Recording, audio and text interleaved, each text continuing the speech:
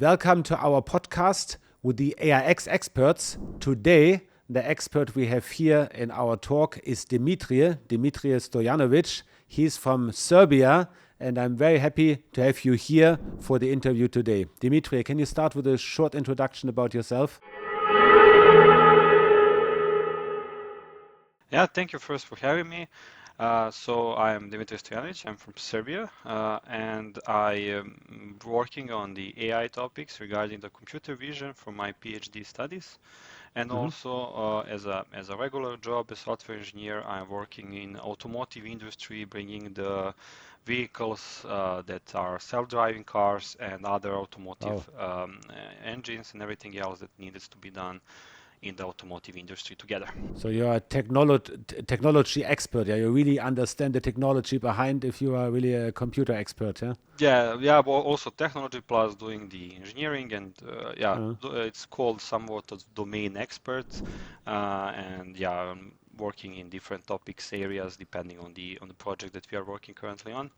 So yeah, I've been doing this for quite a while in the automotive industry and also um, in the AI for like I would say a year or two regarding the topics regarding transformers and everything else that's hot topics today in the AI industry. Amazing. Can you say a few words about this self-driving car project? What are you doing there? What is this project about? Yeah, so basically I've been involved in a couple of projects regarding the self-driving cars. I've been working on the parking a lot. Actually, some of the newer functions in the 2023, 2024 2022 actually also releases of different OEMs regarding the parking functionality, some of the camera stuff, recording, self-parking, also some of the security stuff regarding some nice things regarding the what you can do with your phone, connecting to the car itself. These different topics I have been involved in and working on in the past. So for you as a technician, I think everything that is happening in AI is for sure also very fascinating, but probably you have a better understanding than people like me. What do you think is the reason? Because there are, when you see the private people, everyone is using ChatGPT now. More and more people are using generative AI. But if on the other hand you are looking in companies, there are very few companies who are really using AI technology already. What do you think is the reason for this, that companies are not really, or at least most of the companies are not really using AI yet? I mean, we have seen this with the other trends also that the companies are lacking behind with the latest and greatest. Honestly, I think it's a mix of not really understanding the potential of the AI, how to implement it, and also I think there are a lot of missing people that are needed. We have a lot of highly trained engineers in different topics that we've been working on for like 10, 15, even more years, depending on the industry. And now we have just started compared to some other industry that are very, very long. And we don't have enough people, enough engineers that will push these changes inside the companies. So yeah, I would hope that we here in the AIX can bring some of this knowledge to the companies also, and that we That's our can target, yeah? yeah, and that we can explain it on both sides actually, and on the how to say this on the company side of how the features work and what can be implemented, and also on the technical side, what's possible, how it's doing, where we can do some optimization, and how we can best utilize the technology that's, I think, going to be staying for sure. It's as it looks like it's not a trend anymore. It's something that we will be using for years and years to come. It will be, I think, incorporated in a lot of tooling and a lot of help that we will get. And I think that companies can use this technology in general, AI and large language models and computer vision, depending on industry, to help speed up both production, but also something that's not talked too much about, but regarding the quality control, we can have a better quality products because we don't have to hire so many people to test this, and we can have rely on the technology to do testing of the products, depending of course on industry, either these being a digital products or being these practical hands-on like physical products that we can use every single day.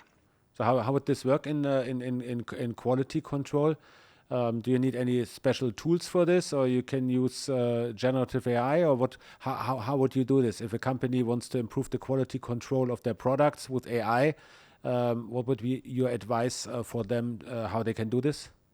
So basically, so if you're talking about, I would put this into two categories: physical product and digital products. Let's maybe Hmm. start with the digital product since maybe we are a little bit more familiar with this. But with AI, we could write far more tests and use cases which can test the product and say, hey, you're not giving a correct answer here. Or if I do this sequence of moves on the screen or quick clicks, depending on application, website, what have you, then application crashes or does not give a correct response.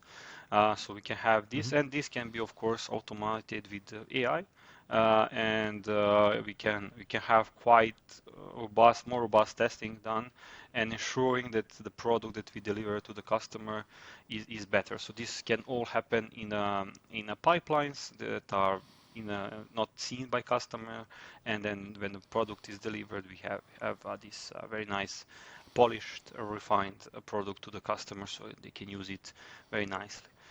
And regarding the physical Hmm. products that are checked, so basically there are some, of course, already implemented, like some computer vision techniques for quality control inspection, basically looking for defects, either in like a plastic or some material, different materials, or is this correct product, correct size, or even like X-rays and different scanning opportunities.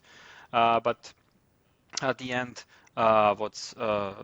what can be done with AI is that AI can quite learn quite more regarding the products, and they say, hey, this product seems to be like hitting your targets, but maybe Hmm. you should reconsider and do something else. Maybe we can go even one step further for some recommendation steps, or if it's completely digital, we can see, hey, this part of the pipeline is not working, or production is not working correctly, not meeting the standards. Let's investigate what's going on there and improve quality at the end and production. Sounds very interesting. Coming to the courses you are currently preparing for our AIX platform, you are working on 3 courses, right? What are those 3 courses, and who is the audience for those courses, and what will the audience learn once they have seen your courses? Of course. So first of all, I'm working on a course that will be introduction to the how the ChatGPT works under the hood. I think that there are a lot of questions regarding how Yeah. ChatGPT and large language models in general work and what Hmm. they are doing actually under the hood. It's for a lot of people like magic, basically, or not So you understanding basically even. you basically explain how ChatGPT works. Yeah. So what is the technique behind, and Yes. why we get these amazing results? Yes, exactly. So we can Oh. Hmm. see what's going on under the hood. We can take the cover of the engine and see under the hood. Hey, Hmm. this if we give this input, that's why we are getting some of these outputs, and why we are not getting expected outputs if we give some other inputs also there, and also the technology behind it. I think it's quite amazing and interesting how it's Must done. be. Yeah. Yeah, and Mm. what's involved in it, and it's not only about the data sets. I mean, it's quite a lot about data sets, but there are a lot of things that are inside the technology itself that can give also. Don't forget that it's giving quite fast answers to any of questions that you are pushing to the ChatGPT side or any like large language model Mm. on the transformer architecture. So it's working extremely fast, especially compared to some other previous models architectures that we used. So this Hmm. would be the first one, and this would be a Hmm. general course for everybody that's interested in finding out what's going on, and also it's going to be interesting for like managers to better understand when engineers come and say, hey, we need something done, or when they throw in the terms that you do not understand, I will try to cover some of the phrases that we use as engineers, so you can understand when we point out something that we need that needs to be done, or that we need more computers, or more data, or that we need better prompts, or some stuff like this that we can have, and also some of the technical stuff, so you can understand what's going on under the hood. That'll be interesting. Yeah. And what are the other courses you are working on? So then I would go into the courses regarding the some of the practical implementation of the AI. I would like to cover the courses regarding the computer vision. So some of the practical stuff. For example, I'm also researching some of the security cameras and how computer vision works there. So we can take a look at some of the examples, what's going on there in this industry, and how it's improving.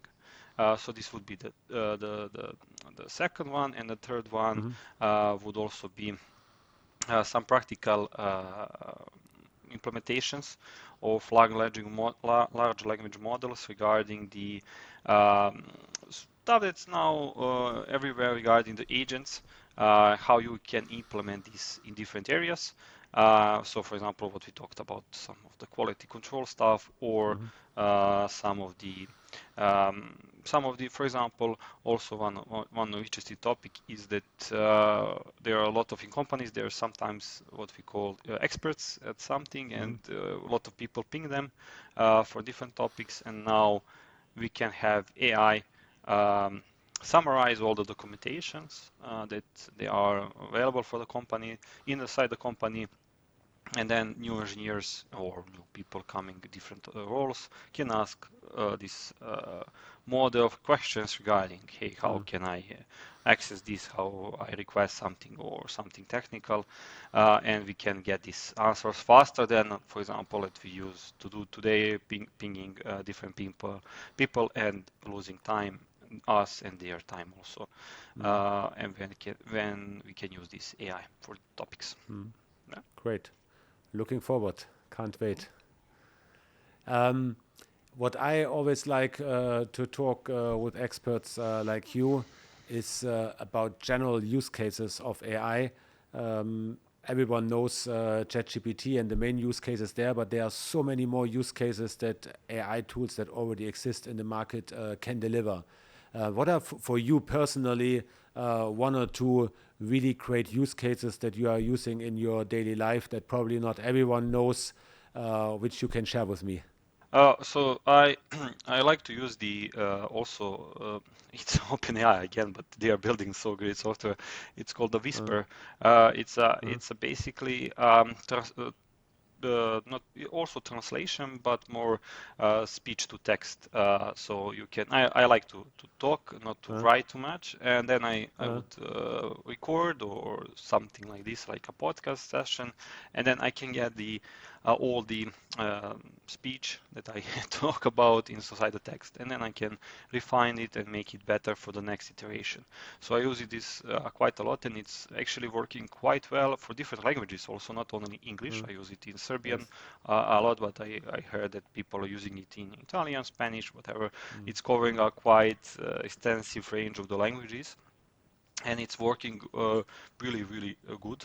And you can, for example, get your thoughts together if you have something on your mind, and for example, if you're a manager and you have a lot of tasks that you need to do, you can record and then get this to text, so you can then copy paste these messages to your subordinates to give some of the instructions what needs to be done. Or if you are expert at something, you can record and then see if you learned it correctly. Do you see something that's missing, something like this? So this is one of the tools that I use quite regularly.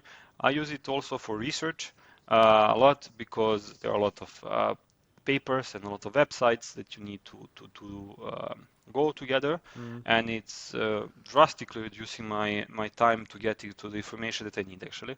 So I use this quite extensively also. So I would highlight these two use cases. Plus, of course, I use some of the computer vision models that are run locally on the machines to get some of the images either generated with the generative AI, of course, Mm. but this is widely known now, but also to get something like text from the images, or to refine scanned documents, stuff like this, that are quite useful. When was the first time you recognized for yourself that AI will be a really transformative tool, or that it will really change the world as it is in the moment? Do you remember this moment, or was there any tool that came out, or any special point in time when you say this was the point in time for me? Actually, I do. It's maybe a little bit longer story, but I will try to keep it short. Uh-huh. So first of all, I was researching the computer vision, and I was researching the computer vision, what's called classical computer vision, something a little bit older, not even the convolutional neural networks, but before this, that involved a lot of mathematics behind everything. And because honestly, I did not really believe into these CNN networks and how they do computer vision tasks, and these deep networks that were used, for example, 2015, 16, and even to 2020 days. And then doing this research, somewhere I stumbled upon this Attention is All You Need paper that's been now referenced more than 100,000 Mm. times. It's a very known paper, and this is the basis of the ChatGPT and everything else that we see today. It's a revolutionary paper. And I read it, and somehow on the first try, I tried to understand the logic and understand the benefits of it. So I at Mhm. first understood the logic behind it and technology side, and then understood the applications. And later on came all the apps that we love to use today, and all the boom in the industry that we see, and expansions. So first of all, I learned the technology first actually, and then I fell in love with AI in general. So this was my Mm. story. That's how long ago? When was it? I would say like 2 years ago, something like that. Amazing. What would be your advice to people who are just starting with AI? So who have heard about AI, who make their first steps with ChatGPT, but who are not technicians like you, who basically are a bit afraid of the technology, and also for companies, and who are convinced that it is really an important tool to learn, and who are doing the first steps now. What would be your advice to those companies or to those people? Actually, there are like quite a lot of resources online regarding the how to learn some specific. But what I see people struggle with is that they see this overwhelming amount of information and articles, and they don't know where to start. And that they either got afraid of this huge information. Basically, they get information overload because it's everywhere. It's in news, it's in Mm. talk to friends, family, everywhere, and then you don't know where to start. And I always tell people, hey, look at your day-to-day tasks and where you spend. What's some? Let's start with something simple. What's some repetitive task that you do every single day that's Mhm. boring you, that's taking your energy, and let's see how to use AI for these tasks. So this is Mhm. like first, let's get a concrete project in mind, concrete example, and then from there investigate that. Because if you start in general Mm. investigation, you will get information overload really fast. And if you get something like, yeah, I do a lot of spreadsheets, for example, and I need to analyze this data, and this is taking me Mm. very long time. And Mm. Excel is great, but I want to speed this up. And yeah, you can copy paste this Excel to some online AI tool and get uh, deep analysis of the data that's there. At this yeah, you need to double check it, of course, but it's going to speed up your process and give you some overview. It's a lot of times it's not completely wrong. It's maybe wrong in some matrices, but it will speed up your work and tell you in general, hey, this trend is going up, this trend is going down. Hey, this budget is you are overshooting your budget in these areas. For example, if you're talking about companies, or you are trying to research something and it's taking you a long time. Why not ask some agent, some large language model to give you a summary of this topic so you can get better understanding what's going on, and then you can do your own research after that when you get some general understanding of this. So I would go with application first, and then with research in the specific in other topics, because I think at this point everybody have seen how like some of the amazing applications and what ChatGPT, for example, can do, but they don't know how to do it in their everyday lives. And I'm always saying to people, hey, look at your days and where you're spending most of your time, and let's try to automate this first, and then we can talk. Let's see how it goes from there. Maybe you like it, maybe you don't like it. It depends on the person. Right. Yeah. Yeah. No, it's very good advice. Definitely, people should follow this. Just one last question. You just hinted it a little bit, but what many people are afraid of is that if they are using AI tools and they put their data in, that they are sharing their secret data basically with the whole world.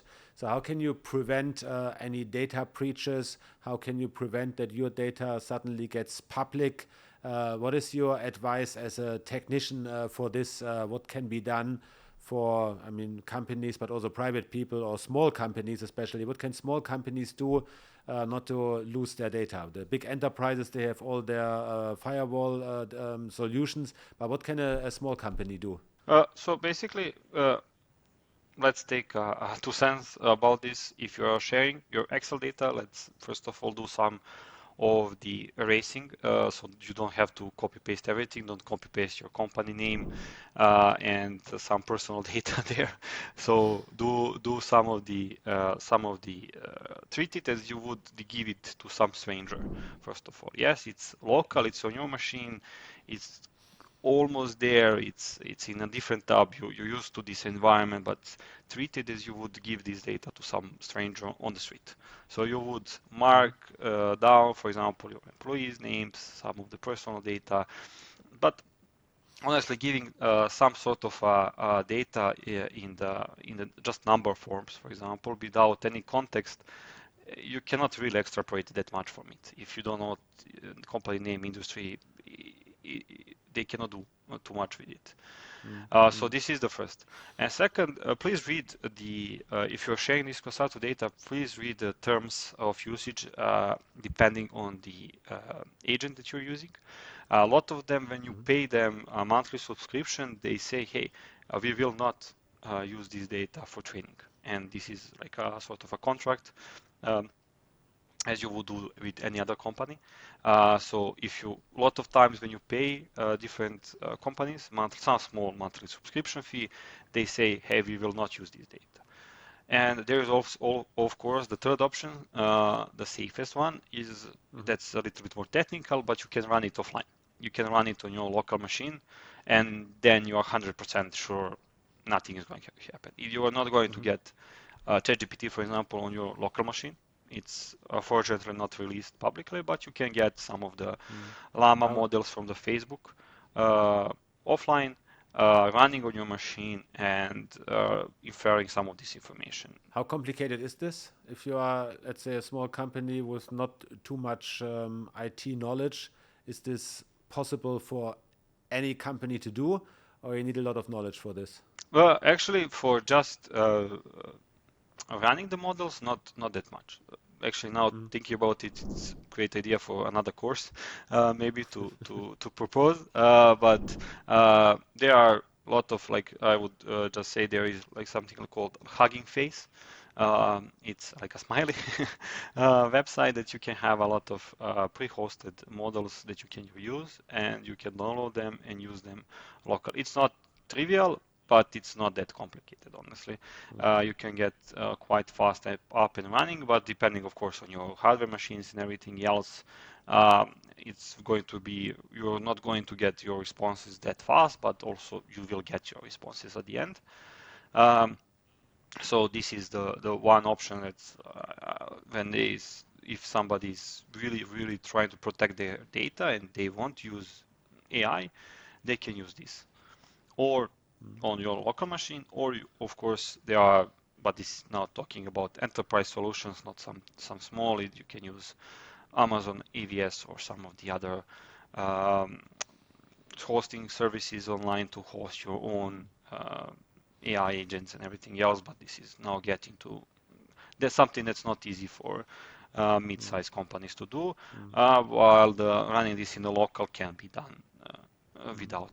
That would be really an interesting topic for a course, because lots of companies are asking us, and this is, let's say, really a real-time problem, because many companies want to use AI, but they are simply afraid of losing their data. So if we can give some advices in a course how to do this, I think this is very much wanted by many companies.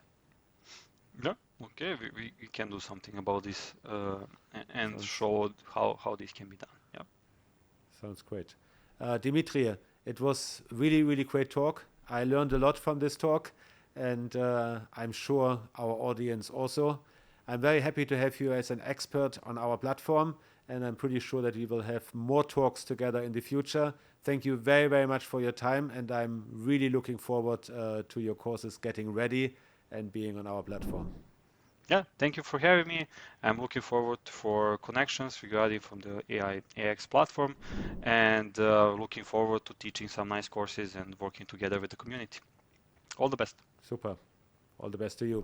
I'm sure you enjoyed this interview as much as I did. And if you like videos like this, you should subscribe the channel, switch on the notification bell, because more or less every day we will upload videos like this with other experts of AIX. We already have more than 100 experts on our platform. And if you want to get to know them, if you want to get to know their opinion, you should come on this channel, where you will see all those experts in interviews with me or with other co-founders of AIX. So see you very soon in one of our next videos.